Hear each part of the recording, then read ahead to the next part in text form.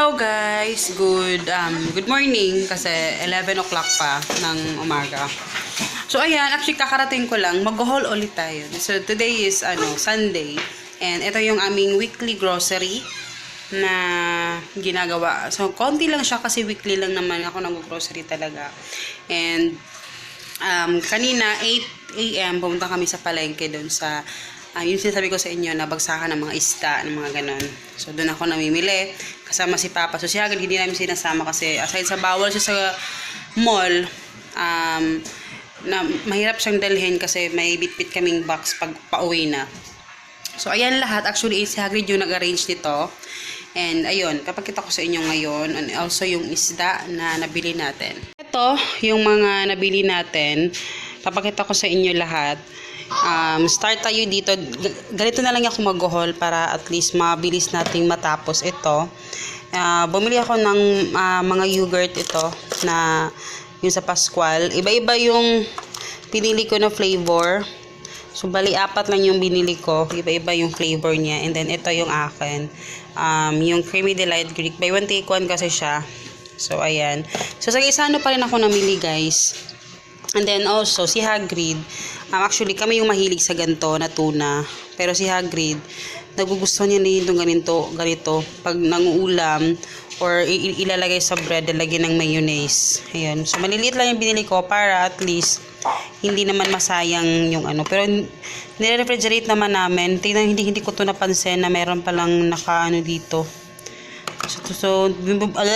Bumili ako ng 3. Actually, nasa mga 20 ni Pang, no? 22 pesos. 22 pesos pala itong ganito, San Marino.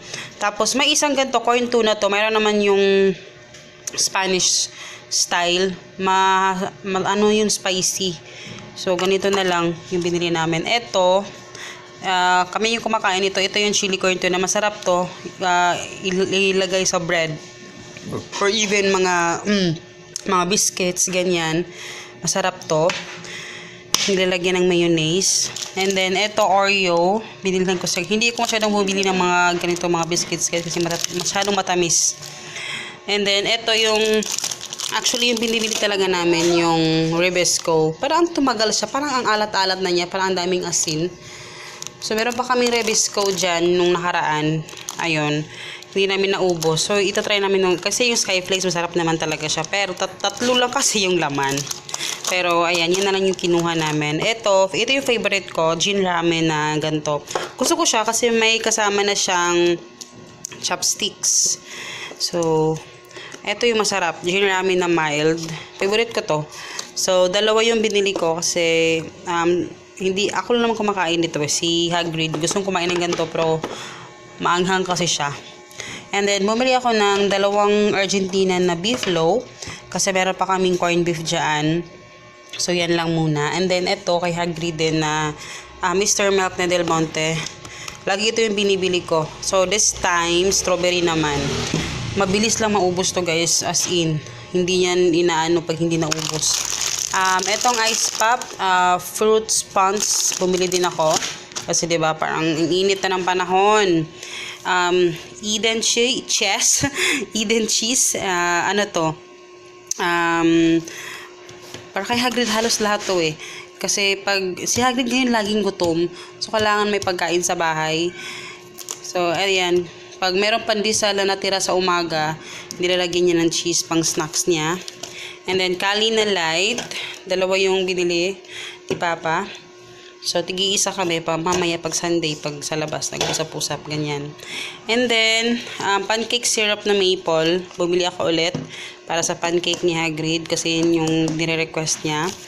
And then, ito din, Yum Yum milk snack. 2. Hindi ako masyadong mabili talaga ng mga snacks ni Hagrid, guys, na mga ganyan. And then, mura yung strawberry ngayon. Ito naman, seedless siya. 273 yung kilo niya. So, this is 3.368 grams. So, 100. So, hugasan ko yan mamaya. And then, bumili ako nito. Bayabas na malaki. 49. Yung price na 65 per kilo. Malaki naman siya. So, sarap lagyan ng asin. And then, eto, bumili ako ng watermelon. Ito namang watermelon, this is 25.95 ang kilo niya. Kung isang buong ganito yung bibilhin mo. Yung half, 35 pesos yung kilo. Yung tapos yung naka-slice na talaga siya, 35 or 45 pesos yung kilo. So, iba-iba yung presyo. So, ito na yung kinuha namin.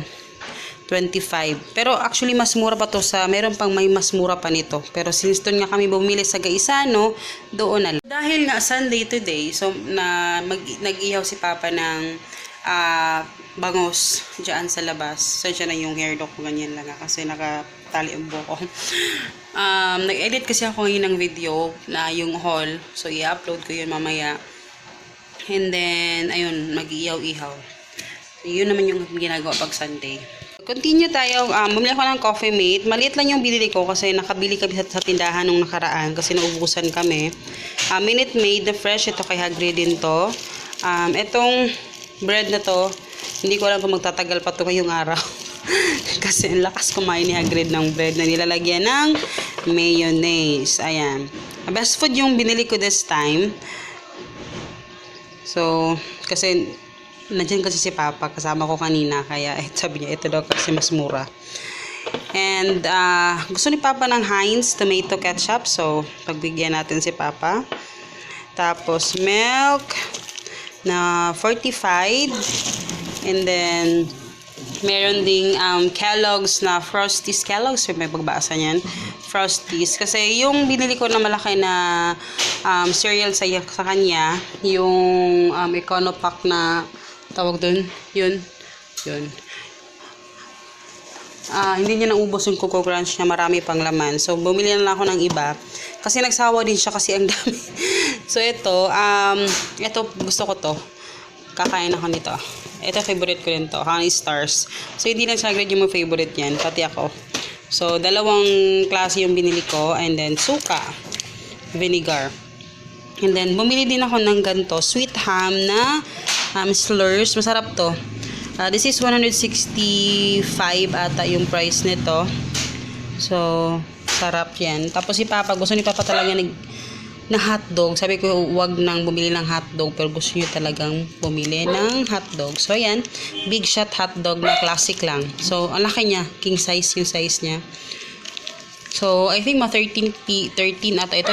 2, 4, 6, 8, 10, 12 lang pala. 13 nga. 13 na hotdogs. Kasi gusto niyo yung pag sa umaga, ganyan. So, yan. Actually, yan lang yung nabili ko. And then, papakita ko sa inyo yung isda na nabili namin. So, eto. Marumi yung ating freezer kasi kahapon naubos yung lahat ng stock. So, buti naman kasi may paglalagyan kami ngayon ng bangus. So, ito yung bangus, guys. I think, magkano yung presyo nito pa? 170 yung kilo. Medyo mahal yung bangus ngayon. Pero actually, depende siya sa mga size kasi ng mga bangus. So, nabili namin 2.8 kilos na bangus. So, nabayaran namin, I think, nasa pila. Yan, 485 yung nabayaran namin dito. Pero yung isang whole na bangus, yun yung inihaw ni Papa. So, ito naman, doon na namin pinalinis kasi may naglilinis doon ng bangus kasi medyo mahasel yung paglinis ng bangus. Ito malinis na siya. So, ito ang gagawin ko dito, sabaw and tsaka inunon yung paksiw. Ayun, yun yung gagawin ko dito. Masarap kasi siyang paksiwin. So, tapos pwede siyang i-stock sa ref lang, anytime pwede namin kainin. And then, bumili din kami ng ganito, isda, pang fried to guys, na isda. Ang dumi ng aming freezer, pasensya na ha. Kasi, yung overuse sa itong freezer na to. Ayan, malalaki siya na isda. Hindi ko alam kung anong klaseng isda. Ito yung isda pa? Anduhaw ba rin eh. So, basta, ayan. Binili namin yan 1 kilo. 110 ang kilo. Mura dun, guys. So, ayan. Yan lang yung bili namin. Tapos, bumili kami ng sardines na yung tamban.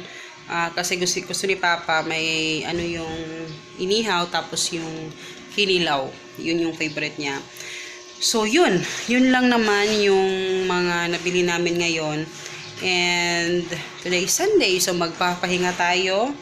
And then mamaya gagawa pa pala ako ng mga schedule namin for ni Hagrid para bukas na week sa homeschool namin.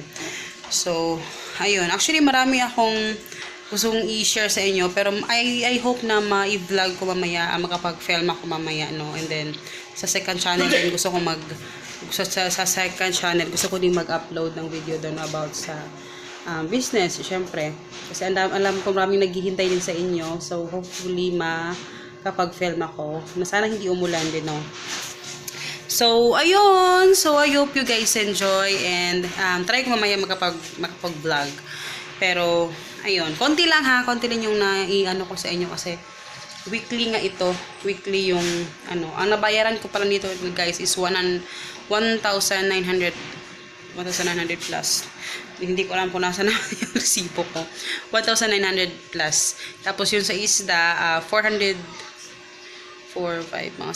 almost 600 din yung sa isda namin. Pero, yun, ang dami na nung magagawa. So, ayun. See you in my next video. Bye!